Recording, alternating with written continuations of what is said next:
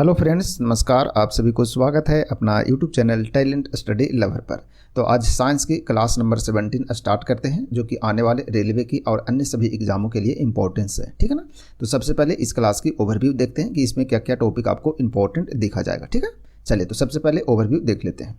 तो ओवरव्यू में सबसे पहले देखते हैं। सबसे पहले है आपको इसमें एक टेस्ट क्वेश्चन रहेगा जिसका आंसर आपको कमेंट में बताना है। ठीक है, इसके बाद फिर देखेंगे रोगों से प्रभावित होने वाले जो अंग होते हैं, इसके बारे में क्वेश्चन है तो और वन लाइनर टाइप के हैं, तो इसे देख लेंगे। ठीक है, चलिए इसके आगे फिर देखेंगे मॉडल सेट क्वेश्चन। ठीक है ना, जो कि आने वाले एग्जामों के लिए आपके लिए मोस्ट इंपॉर्टेंट रहेगा। तो ये आपको टोटल 2 स्लाइड में लगभग देखने को मिलेंगे। ठीक है, तो सभी वन लाइनर क्वेश्चन है जो जिसमें आपको कुछ नए क्वेश्चन भी देखने को मिलेंगे और रिवीजन भी आपको होते रहेगा पुराने क्वेश्चन भी। ठीक है, तो वीडियो को जरूर पूरा देखिएगा। और उसके बाद फिर वैज्ञानिक कारण से संबंधित वन लाइनर क्वेश्चन आपको देखने को मिलेंगे। ठीक है, और फिर उसके बाद देखने को मिलेगा क्या, प्रीवियस ईयर के जो क्वेश्चन, साइंस के क्वेश्चन जो कि आपको सभी पूछा हुआ क्वेश्चन, ये सभी के सभी प्रीवियस ईयर में पूछा हुआ क्वेश्चन है। ठीक है ना।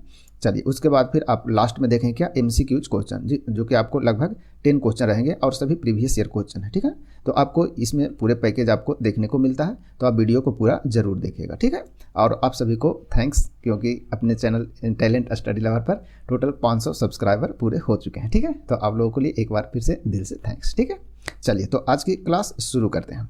तो सबसे पहले है आपको क्या, टेस्ट क्वेश्चन है जिसका आंसर आप कमेंट में जरूर बताइएगा। क्वेश्चन है अल्टीमीटर से क्या मापते हैं। ठीक है ना, अल्टीमीटर से क्या नापते हैं ये बताना है। तो ऑप्शन ए है वायुमंडलीय दाब, ऑप्शन बी है भूतल से ऊंचाई, ऑप्शन सी है विद्युत धारा की सामर्थ्य और ऑप्शन डी है सुनाई देने में अंतर। तो अल्टीमीटर से क्या मापते हैं आप कमेंट में जरूर बताइएगा। ठीक है, और इस क्लास का PDF आपको टेलीग्राम पर मिल जाता है, और टेलीग्राम का जो लिंक है आपको वीडियो के नीचे डिस्क्रिप्शन बॉक्स में मिल जाते हैं। ठीक है, तो आप वहाँ से PDF डाउनलोड कीजिएगा और डे बाय डे आप रिवीजन जरूर कीजिएगा। ठीक है, चलिए बढ़ते हैं आगे है रोगों से प्रभावित होने वाले जो अंग होते हैं, इससे संबंधित क्वेश्चन है, देख लेते हैं। ठीक है, तो जैसे कि इधर आपको दिया हुआ क्या रोग का नाम है। ठीक है, और इधर जो अंग प्रभावित होते हैं उसका दिया हुआ है। ठीक है, तो सबसे पहले है प्लेग से जो मानव शरीर है उसमें लाल रक्त कणिका जो होते हैं ये क्या होता है, प्रभावित होता है। तो प्लेग से क्या प्रभावित होता है, जब आदमी को प्लेग रोग होता है तो लाल रक्त कणिका जो है वो प्रभावित होते हैं। ठीक है, चलिए आगे है मलेरिया जब होता है तो इसमें लाल रक्त कणिका और साथ में तिल्ली प्रभावित होते हैं। ठीक है ना, तो मलेरिया रोग जब होता है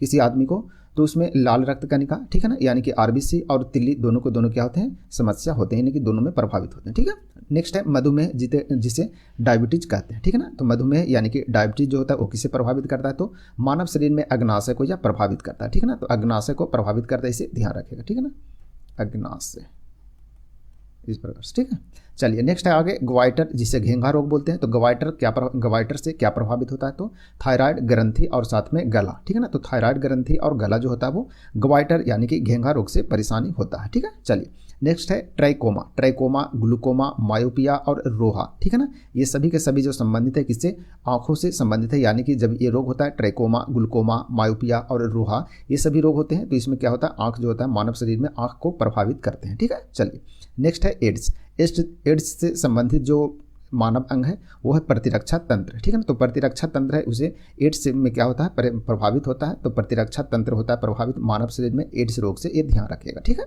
चलिए बढ़ते हैं आगे नेक्स्ट स्लाइड की ओर। नेक्स्ट है आपको मॉडल सेट क्वेश्चन है जो कि आने वाले एग्जाम के लिए बहुत इंपॉर्टेंट है, तो इसे भी आप रिवीजन जरूर कीजिएगा। ठीक है, चलिए देख लेते हैं। शुद्धतम सोना की शुद्धता होती है, यानी कि शुद्धतम जो सोना होता है उसकी शुद्धता होती है तो कितने कैरेट होते हैं, तो 24 कैरेट के होते हैं, यानी कि 24 कैरेट की जो सोना होता है सबसे शुद्ध सोना माना जाता है। नेक्स्ट है क्वार्टर्ज। ठीक है ना, क्वार्टर्ज में होता है तो क्या होता है, सिलिकॉन और ऑक्सीजन होता है। ठीक है ना, तो क्वार्टर्ज में क्या होता है, तो सिलिकॉन और ऑक्सीजन होता है, ध्यान रखिए। नेक्स्ट है लोहे का सबसे शुद्धतम रूप होता है तो कौन होता है, तो सबसे शुद्ध लोहा जो होता है वो कौन होता है, पिटवा लोहा होता है। ठीक है ना, तो सबसे शुद्ध लोहा कौन होता है, पिटवा लोहा, ध्यान रखिएगा। नेक्स्ट है सबसे कठोर पदार्थ, ध्यान रखिएगा, सबसे कठोर पदार्थ, तो सबसे कठोर पदार्थ में आता है कौन, हीरा आता है। ठीक है, चलिए नेक्स्ट है प्राकृतिक रबड़ बहुलक होता है तो किसका बहुलक होता है, तो आइसोप्रीन का बहुलक होता है। तो प्राकृतिक रबड़ जो होता है वो आइसोप्रीन का बहुलक होता है। नेक्स्ट है मानव द्वारा संश्लिष्ट पहला रेशा था तो उसका नाम क्या है, तो नायलॉन है। ठीक है ना, तो मानव द्वारा संश्लिष्ट पहला रेशा का नाम क्या है, तो नायलॉन है, इसे भी ध्यान रखेंगे। नेक्स्ट है सबसे उत्तम कोयला, यानी सबसे बेस्ट जो कोयला होता है वो कौन सा होता है, तो एंथ्रासाइट कोयला होता है जिसमें 96% कार्बन होते हैं। तो जो कोयला में जिस प्रकार के कोयला जो रहता है जिसमें कार्बन की मात्रा सबसे अधिक रहता है वो सबसे बेस्ट होता है, यानी कि एंथ्रासाइट जो कि सबसे बेस्ट कोयला होते हैं। ठीक है, चलिए नेक्स्ट है सबसे हल्की धातु कौन सी है, तो सबसे हल्की धातु का नाम है लिथियम, जिसका संकेत होता है Li, ठीक है। तो लिथियम सबसे हल्की धातु है। नेक्स्ट है कांसा मिश्र धातु है, यानी कि कांसा जो मिश्र धातु है वो किससे संबंधित है, यानी किसके मिश्रण से बनते हैं कांसा, तो तांबा और टिन के मिश्रण से बनता है क्या, कांसा बनता है, ठीक है।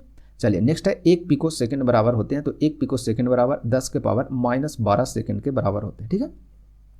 तो 1 पिको सेकंड बराबर होता है 10 के पावर -12 सेकंड, ठीक है। तो इसे ध्यान रखिएगा। चलिए आगे बढ़ते हैं। नेक्स्ट है फलों को पकाने के लिए प्रयोग किया जाता है, तो कौन से गैस का प्रयोग करते हैं फलों को पकाने के लिए, यानी कच्चे जो फल रहते हैं उसे पकाने के लिए कौन सी गैस का प्रयोग करते हैं, एसीटिलीन गैस का प्रयोग करते हैं, ठीक है ना। तो एसीटिलीन गैस ध्यान रखिएगा। नेक्स्ट है लोहे को इस्पात में बदलने के लिए मिलाया जाता है, तो लोहे को इस्पात में बदलने के लिए क्या क्या मिलाया जाता है, तो उसमें निकेल धातु मिलाया जाता है, क्या मिलाते हैं, निकेल धातु। चलिए नेक्स्ट है विटामिन की खोज किसके द्वारा किया गया, तो ये बताना है। तो विटामिन का खोज जो वो फंक नामक वैज्ञानिक के द्वारा किया गया था, और कब किया गया था, 1911 में किया गया था। तो फंक नामक वैज्ञानिक के द्वारा 1911, ठीक है ना, यानी कि 1911 में खोज किया गया था विटामिन का, ठीक है ना। तो विटामिन का खोज किया गया था, ध्यान रखेगा। विटामिन ए और बी का खोज कौन किया था, तो विटामिन ए और बी दोनों को मैकुलन नामक व्यक्ति ने किए थे, ठीक है ना, मैकुलन, ठीक है। चलिए बढ़ते हैं आगे। बच्चों का मानसिक एवं शारीरिक विकास अवरुद्ध होता है, तो किसकी कमी से बच्चों में मानसिक और शारीरिक विकास जो है वो अवरुद्ध होता है, तो ये होता है थायरॉक्सिन की कमी के कारण, ठीक है ना। तो थायरॉक्सिन की कमी के कारण मानव में मानसिक एवं शारीरिक विकास क्या होता है, अवरुद्ध होता है, यानी कि रुक जाता है। नेक्स्ट है रक्तचाप मापने वाला जो यंत्र है उसे क्या बोलते हैं, तो रक्तचाप जो मापा जाता है वो किससे मापते हैं, तो स्फिगोमैनोमीटर से मापते हैं, ठीक है ना। तो रक्तचाप मापते हैं यानी ब्लड प्रेशर, ठीक है। चलिए नेक्स्ट है मनुष्य नहीं सुन सकता है, तो मनुष्य क्या नहीं सुन सकते हैं, तो पराश्रव्य तरंगे, ठीक है ना। पराश्रव्य कैसे याद रखेंगे, परा मतलब पार हो जाना, ठीक है ना। पराश्रव्य जो होता है क्या होता है, मानव शरीर के कान से वो पार हो जाता है, इसीलिए पराश्रव्य तरंगे जो है अपन लोग नहीं सुन सकते हैं, ठीक है। तो मनुष्य पराश्रव्य नहीं सुन सकता है, ठीक है। चलिए आगे है श्वेत रक्त, ठीक है ना। श्वेत रक्त जिसे WBC बोलते हैं का औसत जीवन काल जो होता है वो कितना होता है, तो श्वेत रक्त जो होता है उसका औसत जीवन काल कितना होता है, तो 2 से 4 दिन के रहता है, ठीक है ना। तो WBC है जिसका कार्यकाल जो होता है यानी कि औसत जीवन जो होता है वो 2 से 4 दिन होते हैं, जबकि रेड ब्लड जो होता है यानी कि RBC जो होता है उसका जीवन काल लगभग 120 दिन माना जाता है, ठीक है। चलिए बढ़ते हैं आगे। वायुमंडल में नाइट्रोजन कितना प्रतिशत है, तो यह है आपका 78%, और ऑक्सीजन होता है कितना, 21, ठीक है ना। 21 क्या है, ऑक्सीजन है, ठीक है। चलिए तो इसे ध्यान रखिएगा। नेक्स्ट है अस्थाई तथा अस्थाई कठोरता दूर होती है, तो अस्थाई तथा अस्थाई कठोरता किससे दूर होता है, तो सोडियम कार्बोनेट से, ठीक है ना। तो अस्थाई तथा अस्थाई कठोरता जो दूर होता है वो किससे होता है, तो सोडियम कार्बोनेट से दूर होते हैं। चलिए नेक्स्ट है जल में अस्थाई कठोरता के कारण है, तो जल में अस्थाई कठोरता होता है वो किसके कारण होता है ये बताना है। तो ये होता है कैल्शियम और मैग्नीशियम के सल्फेट का घुला होना, ठीक है ना। घुला रहने के कारण जल में अस्थाई कठोरता होता है, यानी कि अस्थाई कठोरता जिसे बोलते हैं क्या होता है, मैग्नीशियम और कैल्शियम के सल्फेट का घुला रहना, ठीक है। चलिए नेक्स्ट है कैमरा और दूरबीन के लेंस, विद्युत बल्ब तथा चश्मा में प्रयोग होता है, तो किस प्रकार के कांच का प्रयोग किया जाता है, तो ये होता है फ्लिंट कांच, ठीक है ना। फ्लिंट कांच का प्रयोग होता है किसमें, कैमरा में, दूरबीन के लेंस में, विद्युत बल्ब जो होता है उसमें, धूप का चश्मा, ये सभी में फ्लिंट कांच का प्रयोग किया जाता है, ठीक है। चलिए नेक्स्ट है पारा, तांबा तथा एल्युमिनियम का प्रमुख अयस्क है, तो कौन है ये बताना है। तो पारा का सबसे जो प्रमुख अयस्क है उसे सिनेबार कहते हैं, ठीक है। तांबा का क्यूप्राइट सबसे प्रमुख अयस्क है, और एल्युमिनियम का बॉक्साइट, ठीक है ना। तो एल्युमिनियम का जो सबसे इंपॉर्टेंट जो अयस्क होता है वो बॉक्साइट होता है, तांबा का इंपॉर्टेंट होता है क्यूप्राइट होता है, और पारा का जो इंपॉर्टेंट अयस्क है उसका नाम है सिनेबार, ठीक है। चलिए तो आप इसे रिवीजन जरूर कीजिएगा, इसमें बहुत इंपॉर्टेंट क्वेश्चन आपको देखने को मिलते हैं, ठीक है ना। चलिए नेक्स्ट है वैज्ञानिक कारण से संबंधित वन लाइनर क्वेश्चन है, ये देखते हैं, ठीक है। चलिए सबसे पहले आकाश नीला लगता है क्योंकि, तो आकाश नीला क्यों लगता है ये बताना है, ठीक है। चलिए तो आकाश नीला लगने का कारण है लघु तरंग दीर्घ तरंगों की अपेक्षा वायुमंडल द्वारा प्रकीर्णन होती है, ठीक है ना। तो लघु तरंग जो होता है दीर्घ तरंगों के अपेक्षा वायुमंडल द्वारा प्रकीर्णन होता है, इसके कारण आकाश क्या दिखता है, नीला दिखाई देता है। नेक्स्ट है समुद्र नीला प्रतीत क्यों होता है, तो आकाश के परावर्तन तथा जल के कणों द्वारा प्रकाश के प्रकीर्णन के कारण समुद्र क्या देता है, नीला दिखाई देता है। तो आकाश के परावर्तन तथा जल के जो कण होते हैं उसके द्वारा प्रकाश के प्रकीर्णन के कारण समुद्र नीला प्रतीत होता है, ठीक है। चलिए नेक्स्ट है प्रकाश सीधी रेखा में चलता प्रतीत होता है, तो प्रकाश जो है वो सीधी रेखा में चलता हुआ प्रतीत क्यों होता है ये बताना। तो इसका कारण है इसकी तरंग दैर्घ्य बहुत छोटी होती है इसलिए, ठीक है। तो प्रकाश सीधी रेखा में चलता हुआ प्रतीत होता है क्योंकि इसकी तरंग दैर्घ्य जो होती है वो क्या होता है, बहुत छोटी होती है इसीलिए, ठीक है। चलिए आगे है हीरे रात में क्यों चमकते हैं? तो हीरा रात में क्यों चमकता है? तो उच्च अपवर्तनांक के कारण प्रकाश की किरणें आंतरिक रूप से परावर्तित होती है। ठीक है, तो उच्च अपवर्तनांक के कारण प्रकाश की किरणें आंतरिक रूप से परावर्तित होती है, इसलिए हीरे रात में चमकते हैं। नेक्स्ट है अस्त होते हुए समय, ठीक है ना, यानी कि जब सूर्यास्त होता है उस समय सूर्य लाल दिखाई देता है। तो क्यों दिखाई देता है? तो प्रकाश के प्रकीर्णन के कारण दिखाई देता है। ठीक है, तो सूर्यास्त के समय यानी जब सूर्य अस्त होते हैं उस टाइम पर सूर्य लाल दिखाई देते हैं, तो प्रकाश के प्रकीर्णन के कारण दिखाई देते हैं। ठीक है, तो ये था वैज्ञानिक कारण से संबंधित इंपॉर्टेंट तथ्य। ठीक है, चलिए बढ़ते हैं आगे। नेक्स्ट है सभी प्रीवियस ईयर की क्वेश्चन है जो कि आपको पिछले बार एग्जाम में सभी पूछा हुआ क्वेश्चन है। ठीक है, तो इसे ध्यान रखिएगा। चलिए देखते हैं सभी जीवधारियों में पाए जाने वाला कौन सा यौगिक है जिसमें भरपूर मात्रा में फास्फोरस पाया जाता है? ठीक है, तो इसका आंसर आपका न्यूक्लिक अम्ल है। क्या है? न्यूक्लिक अम्ल। सभी जीवधारियों में पाए जाने वाला कौन सा यौगिक है जिसमें भरपूर मात्रा में फास्फोरस पाया जाता है? तो न्यूक्लिक अम्ल में। ठीक है, चलिए आगे है। भारत में केंद्रीय धान अनुसंधान केंद्र कहाँ है? तो धान अनुसंधान केंद्र या चावल अनुसंधान केंद्र आपसे पूछे तो ये कहाँ है? कटक, जो कि उड़ीसा में है। ठीक है ना, तो ध्यान रखिएगा। तो अनुसंधान से संबंधित पिछले वीडियो में भी आपको बहुत सारे वीडियो इसमें स्पेशल अनुसंधान से संबंधित ही टॉपिक आपको सब करा चुके हैं। तो अब वीडियो को जो प्लेलिस्ट बना हुआ आपको उसमें आप वीडियो देखिएगा पूरा, उसमें आपको मिल जाएंगे। ठीक है ना, तो आप इसमें है क्या कि आपको रिवीजन होते चल रहे हैं। ठीक है ना, चलिए नेक्स्ट है आपका किस वैज्ञानिक को प्रकाश संश्लेषण पर कार्य करने के लिए नोबेल पुरस्कार मिला था? तो कौन से वैज्ञानिक थे जिन्हें प्रकाश संश्लेषण पर कार्य करने के लिए नोबेल पुरस्कार मिला है? तो वे थे मेल्विन केल्विन। ठीक है ना, मेल्विन केल्विन। ठीक है, चलिए नेक्स्ट है किस पदार्थ के संचय से मांसपेशी में थकावट पैदा होता है?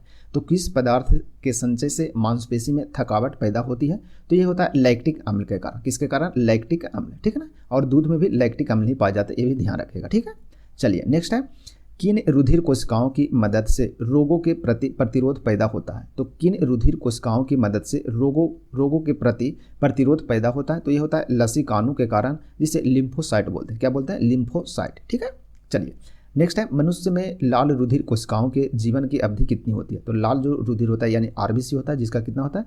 120 दिन होते हैं। और डब्ल्यूबीसी यानी व्हाइट ब्लड होता है जिसका लगभग 2 से 4 दिन होते हैं। ठीक है ना, 2 से 4 दिन किसका होता है? डब्ल्यूबीसी का। ठीक है, चलिए नेक्स्ट है सीरा रक्त को, ठीक है ना, सीरा जो है वो रक्त को ऑक्सीकरण के लिए फेफड़ों तक किसके द्वारा ले जाया जाता है ये बताना है। ठीक है, तो सीरा रक्त को ऑक्सीकरण के लिए फेफड़ों तक किसके द्वारा ले जाया जाता है? तो ये ले जाया जाता है फुसफुस धमनी के द्वारा। किसके द्वारा? फुसफुस धमनी के द्वारा। ठीक है, चलिए आगे है कृत्रिम गुर्दा। ठीक है ना, कृत्रिम गुर्दा किस सिद्धांत पर कार्य करता है? तो कृत्रिम जो किडनी बनाया जाता है यानी लगाया जाता है वो किस सिद्धांत पर कार्य करता है? तो ये अपोहन के कार्य, जिसे इंग्लिश में डायलिसिस बोलते हैं। ठीक है ना, तो अपोहन भी आप ध्यान रखिएगा कि अपोहन सुना सुना नाम नहीं लगता इसलिए, लेकिन डायलिसिस आपको सुना सुना नाम लगता है। ठीक है ना, तो डायलिसिस को हिंदी में बोलते हैं अपोहन। ठीक है, तो कृत्रिम गुर्दा किस सिद्धांत पर कार्य करता है?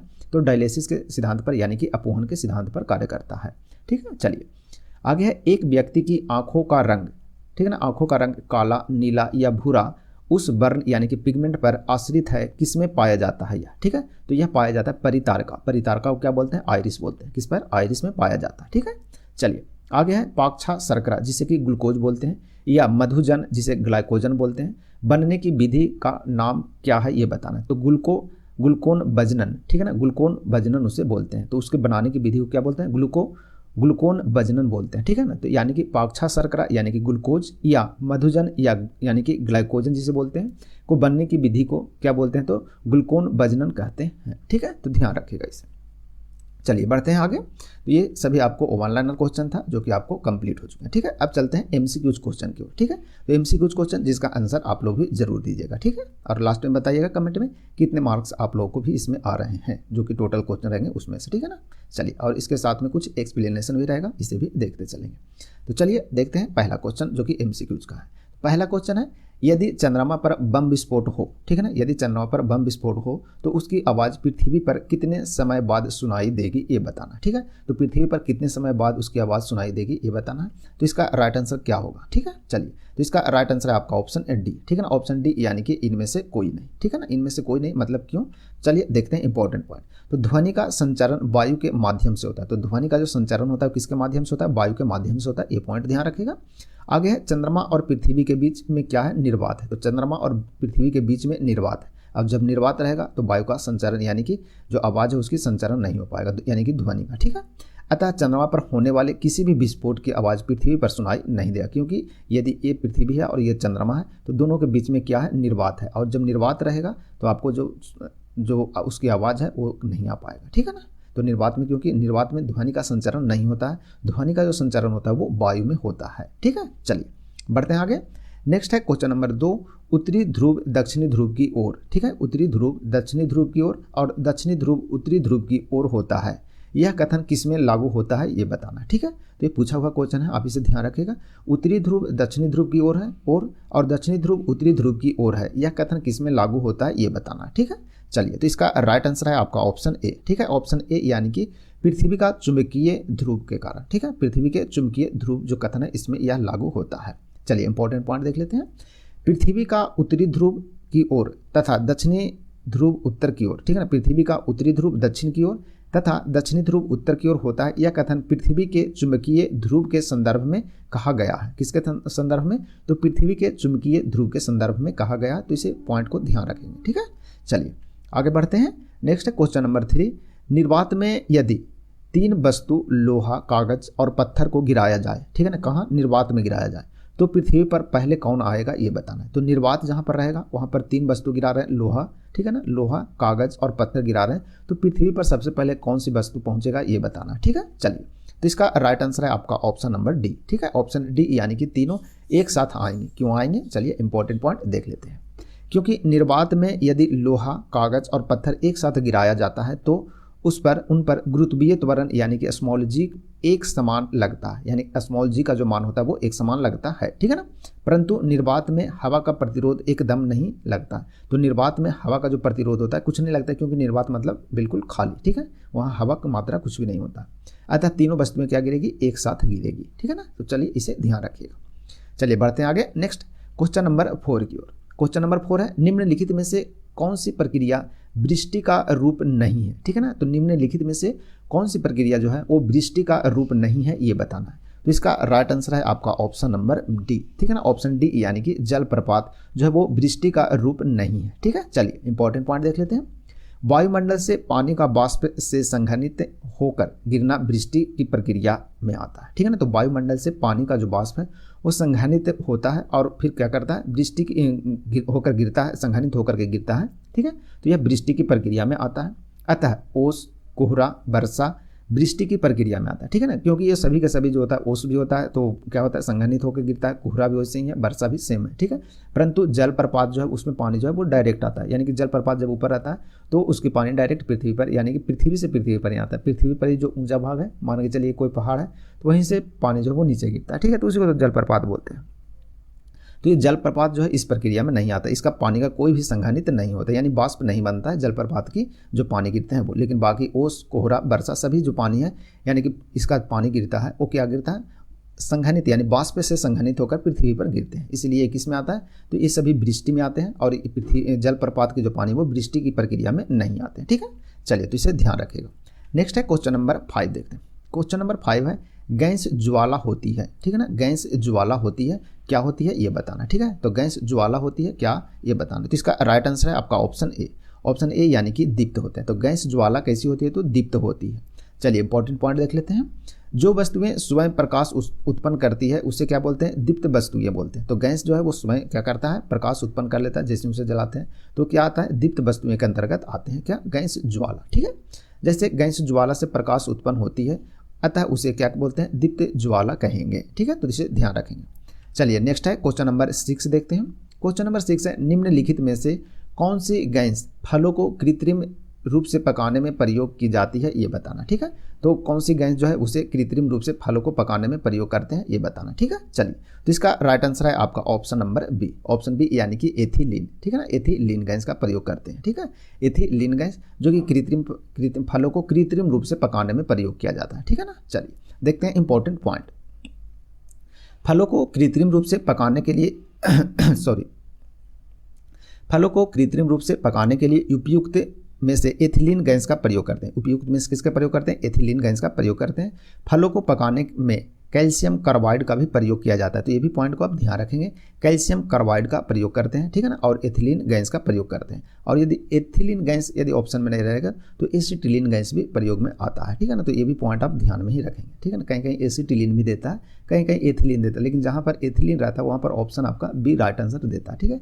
तो एथिलीन रहेंगे तो आप एथिलीन चॉइस कीजिएगा। यदि नहीं रहेगा तो एसिटिलीन करेंगे, ठीक है ना। चलिए, और आगे है फलों को पकाने में कैल्शियम कार्बाइड का भी प्रयोग होता है, तो इसे भी आप ध्यान में रखेंगे, ठीक है ना। चलिए बढ़ते हैं आगे नेक्स्ट क्वेश्चन नंबर 7 की ओर।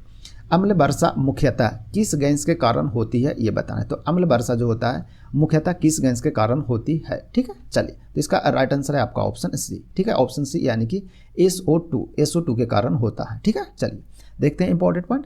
अम्ल वर्षा जो होता है मुख्यतः SO2 के कारण होता है।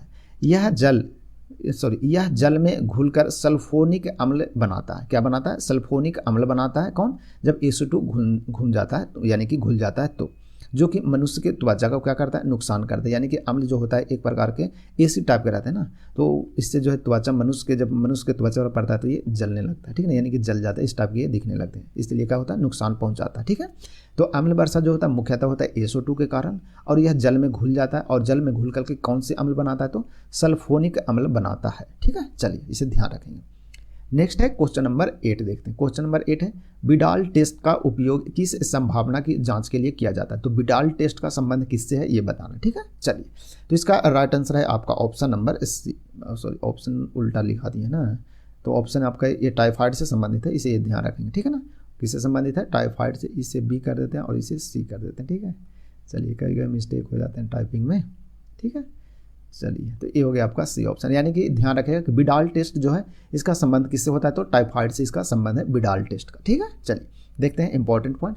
तो टाइफाइड के परीक्षण यानी कि जांच के लिए बिडाल टेस्ट का उपयोग किया जाता है, ठीक है। चलिए आगे बढ़ते हैं क्वेश्चन नंबर 9 की ओर। क्वेश्चन नंबर 9 है जो मच्छर शीत ज्वर के परजीवी को संप्रेषित करता है वह है। तो वह कौन सा मच्छर है ये बताना है। तो जो मच्छर शीत ज्वर के परजीवी को संप्रेषित करता है वह है, तो वह कौन से मच्छर है ये बताना है, ठीक है। चलिए, तो इसका राइट आंसर है आपका ऑप्शन सी यानी कि स्त्री एनोफिलीज यानी कि मादा एनोफिलीज मच्छर, जो कि शीत ज्वर के परजीवी को क्या करता है? संप्रेषित करता है, ठीक है। चलिए इंपॉर्टेंट पॉइंट देख लेते हैं। मादा एनोफिलीज यानी कि फीमेल एनाफिलीज जो मच्छर होता है, ठीक है ना, जो मच्छर है वो शीत ज्वर अर्थात मलेरिया, शीत ज्वर ही बोलते हैं किसे? मलेरिया को बोलते हैं। तो ये पॉइंट भी आप ध्यान रखेंगे, ठीक है। कभी बोल देगा और क्वेश्चन दे देंगे कि शीत ज्वर निम्न में से किस मच्छर को काटने से होता है? तो मादा एनोफिलीज मच्छर को काटने से होता है, ये भी ध्यान रखेंगे, ठीक है ना। मलेरिया तो सभी को ध्यान में रहता है, तो शीत ज्वर जो शब्द है इसे भी ध्यान में रखेंगे, ठीक है। आगे है कि मलेरिया के परजीवी को क्या करता है? संप्रेषित करता है, यानी कि फैलाता है। मलेरिया जो होता है वो प्लाज्मोडियम नामक प्रोटोजोआ के कारण होता है। तो मलेरिया किसके कारण होता है? तो प्रोटोजोआ के कारण होता है। कौन से प्रोटोजोआ के कारण होता है? तो प्लाज्मोडियम नामक प्रोटोजोआ के कारण होता है। और मादा एनोफिलीज जो मच्छर इसके द्वारा यह फैलाया जाता है, ठीक है। आगे है यह रोग प्लीहा यानी कि स्प्लीन को क्या करता है? प्रभावित करता है, यानी मानव शरीर में जो प्लीहा है उसे प्रभावित करता है। कौन? जो आपको मलेरिया होते हैं यानी कि शीत ज्वर जो होता है वो, ठीक है। इसमें लाल रक्त कणिकाओं की कमी हो जाती है, और आरबीसी जो मानव शरीर में यानी कि रेड ब्लड है यानी आरबीसी उसका क्या हो जाता है? कमी आ जाता है। तो ये सभी पॉइंट इसमें क्वेश्चन बनने वाले हैं, तो आप इसे ध्यान में रखेंगे, ठीक है ना। चलिए बढ़ते हैं आगे नेक्स्ट क्वेश्चन नंबर 10 की ओर। क्वेश्चन नंबर 10 है दंत क्षय का कारण है। तो दंत क्षय का कारण क्या होता है ये बताना, ठीक है। चलिए, तो इसका राइट आंसर है आपका ऑप्शन सी यानी कि बैक्टीरिया जनित संक्रमण। तो दंत क्षय किसके कारण होता है? तो बैक्टीरिया जनित संक्रमण यह होता है, ठीक है। चलिए इंपॉर्टेंट पॉइंट देख लेते हैं। तो विटामिन सी की कमी से दांतों में बैक्टीरिया उत्पन्न होते हैं। तो विटामिन सी आप अच्छे से लीजिएगा। तो विटामिन सी सबसे अधिक किसमें पाया जाता है? ये भी एक क्वेश्चन है। तो विटामिन सी सबसे अधिक जो पाया जाता है आपको आंवला में पाया जाता है, ठीक है ना। तो आंवला में सबसे अधिक विटामिन सी होता है, तो आप आंवला जरूर खाया कीजिएगा, ठीक है ना, ताकि विटामिन सी बना रहे, जिससे दांतों में क्या हो? बैक्टीरिया नहीं हो, ठीक है ना। अपन लोग भी खाएंगे, उत्पन्न होते हैं, जिससे दांतों में क्या होता है? मवाद आने लगता है, ठीक है ना। दांतों से मवाद आने लगता है, बाद में दांत गिरने भी लगते हैं, और बाद में क्या होता है? दांत झरने भी लगते हैं, ठीक है। और विटामिन सी की कमी से एक रोग है जिसका नाम है स्कर्वी नामक रोग, ठीक है। तो विटामिन सी की कमी से कौन सा रोग होता है? स्कर्वी नामक रोग होता है, इसे भी ध्यान रखेंगे, जिसमें मसूड़े से क्या होते हैं? खून आने लगते हैं जब विटामिन की कमी होता है, तो ठीक है ना। तो इस पॉइंट को आप ध्यान में रखेंगे, ठीक है। चलिए बढ़ते हैं आगे। नेक्स्ट है क्वेश्चन नंबर 11। क्वेश्चन नंबर 11 है कौन सा रोग ठीक नहीं किया जा सकता है। तो कौन सा रोग है जिसे ठीक नहीं किया जा सकता ये बताना, ठीक है। चलिए, तो इसका राइट आंसर क्या? इसका राइट आंसर है आपका ऑप्शन नंबर ए, ठीक है। ऑप्शन ए यानी कि कलर ब्लाइंडनेस यानी कि कलर विजन जिसे बोलते हैं ना, तो उसे कभी ठीक नहीं कर सकते हैं। क्यों नहीं ठीक कर सकते हैं? क्योंकि यह आनुवंशिकता रोग है, यानी आनुवंशिक बाई आनुवंशिक चलते रहता है, ठीक है ना। चलिए इंपॉर्टेंट पॉइंट देख लेते हैं। कलर ब्लाइंडनेस आनुवंशिक रोग है। कौन सा रोग है? तो आनुवंशिक रोग है, और जो आनुवंशिक रोग होता है वो कभी ठीक नहीं होता है, ठीक है ना, इसे ध्यान रखेंगे। जिसे जिसे ठीक नहीं किया जा सकता है। इस रोग में रोगी जो होता है यानी कि जो पेशेंट होते हैं वो लाल एवं हरे रंग में नहीं पहचान कर पाते, यानी कि कौन कौन से रंग में पहचान नहीं कर पाते हैं, तो लाल और हरे रंग में पहचान नहीं कर पाते हैं। इस रोग को लाल हरा अंधापन भी बोलते हैं, यानी कि रेड ग्रीन ब्लाइंडनेस भी कहते हैं। तो इसमें बहुत सारे क्वेश्चन बन सकते हैं, आप ध्यान में रखेंगे। सबसे पहले तो ये आपको क्वेश्चन ही है, ठीक है ना, जो कि आपको पूछा हुआ क्वेश्चन, ठीक है ना। तो कौन सा रोग ठीक नहीं किया जा सकता है, तो कलर ब्लाइंडनेस है, ठीक है। उसके बाद है कि इस रोग में कौन सी कलर को नहीं पहचान पाता है रोगी, तो लाल और हरे रंग जो है इसे नहीं पहचान पाते हैं, और इसे एक अन्य नाम से जानते हैं, तो लाल हरा अंधापन जो कहते हैं, ठीक है ना। तो कौन से रोग को लाल हरा अंधापन कहते हैं, तो किसे कहते हैं, कलर ब्लाइंडनेस को कहते हैं। इसे भी आप ध्यान में रखेंगे, ठीक है ना। कभी क्वेश्चन ये भी आ जाए कि लाल हरा अंधापन किस प्रकार का रोग है, तो ये है आपका क्या, अनुवंशिक रोग है, ठीक है ना। तो इस टाइप के क्वेश्चन इसमें बन सकते हैं, तो आप इसे ध्यान में जरूर रखिएगा, ठीक है। और रिवीजन डे बाय डे आप जरूर करते रहिएगा, ठीक है ना, क्योंकि जब तक रिवीजन नहीं करेंगे जब तक आपको कॉन्फिडेंस नहीं आ पाएगा, ठीक है। तो रिवीजन जरूर कीजिएगा। यह क्लास आपको सोमवार से शुक्रवार तक आपको देखने को मिलते हैं सुबह 6:30 बजे आपके चैनल, यूट्यूब चैनल जो कि है टैलेंट स्टडी लवर पर, ठीक है। तो आज की क्लास यहीं समाप्त करते हैं। आपको टॉप 11 क्वेश्चन जो कि MCQ देखने को मिले और साथ में कुछ एक्सप्लेनेशन भी था, ठीक है। तो PDF जरूर डाउनलोड कीजिएगा और उसके बाद आप रिवीजन भी करते रहेंगे इसे, ठीक है। चलिए, तो आज की क्लास यहीं समाप्त करते हैं, मिलते हैं कल फिर से नए क्लास में। तब तक के लिए आप सभी को धन्यवाद।